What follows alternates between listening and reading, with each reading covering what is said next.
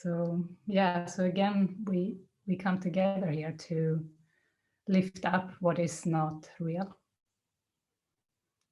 We come together to expose what is blocking in awareness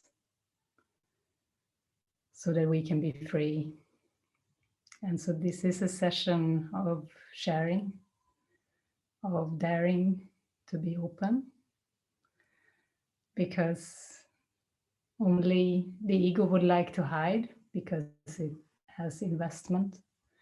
And by exposing the ego, we do free ourselves. And this is also a session of practicing your own inner experience and connection with spirit, and it's not an exercise in interpreting other people or thinking about what their lessons might be. It's always our own lesson. Whoever is sharing, whatever is said, whatever we hear. And today, here in our little mini community, we have talked about interpretation and how quickly we interpret things based on our past learning. It is so quick, and that's what Jesus is addressing when he says the ego speaks first and loudest. That's this interpretation that is made in every situation, and it's super fast unless we learn to operate with presence and with forgiveness, where we kind of go slower actually and pause and ask spirit to interpret for us, and kind of come into situations with more like a blank mind, where we don't conclude that we know something, because we get hurt when we do that. When we think we know, we get slammed and hit around every corner. So there were two powerful sections from the course that came to mind. And the first one is from lesson 135.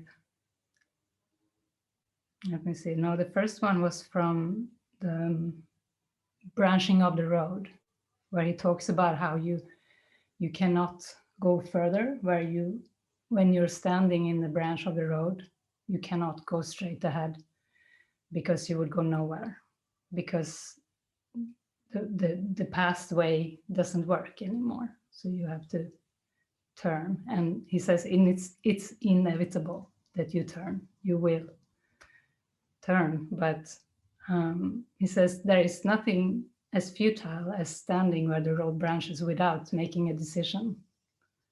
So it's a little bit of an encouragement there to take this step that usually is a bit scary when we have guidance come in, but it is so reinforced by the spirit. So when we dare to take the step, we are so carried. Yeah, that was the first piece that came in, and let's see how that connects to this next one. From lesson 135, he's saying, what could you not accept if you but knew that everything that happens, all events, past, present, and to come, are gently planned by one whose only purpose is your good? Perhaps you have misunderstood his plan, for he would never offer pain to you. But your defenses did not let you see his loving blessing shine in every step you ever took. While you made plans for death, he led you gently to eternal life. And then he says, your present trust in him is the defense that promises a future undisturbed, without a trace of sorrow, and with joy that constantly increases as this life becomes a holy instant, set in time, but heeding only immortality. So what could you not accept if you but knew that everything is planned by one who has your best interest at heart? And this, I feel, is calling us to looking at our interpretations, because it would be only our interpretations that would make us feel like it's not planned by spirit. It would make us feel that our lives are random. We have to figure everything out ourselves. And it's heavy, and it's a lot of control, a lot of defense in that.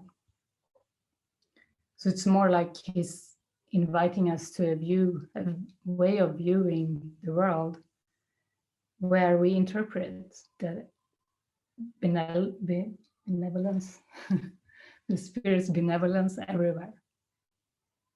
That is leading us, and we can't force ourselves to interpret this because we need to undo this old conditioning. So it's about seeing where we don't trust that, where we don't trust spirit.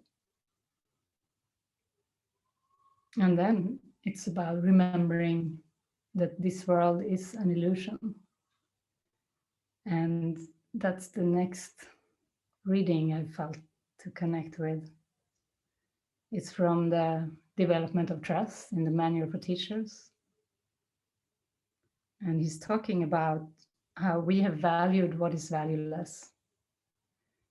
And to the extent that we still hold on to fear, we still value what is valueless. And we value specialness. We value what we're conditioned, what we're trained to believe and think. And maybe there was even punishment in our lives in the past if we didn't obey this world's rules when it comes to family or jobs or whatever, then that there could be punishment. So there is fear to break free of this old way of thinking. But Jesus says it's been valueless, or it is valueless, but it has been valued.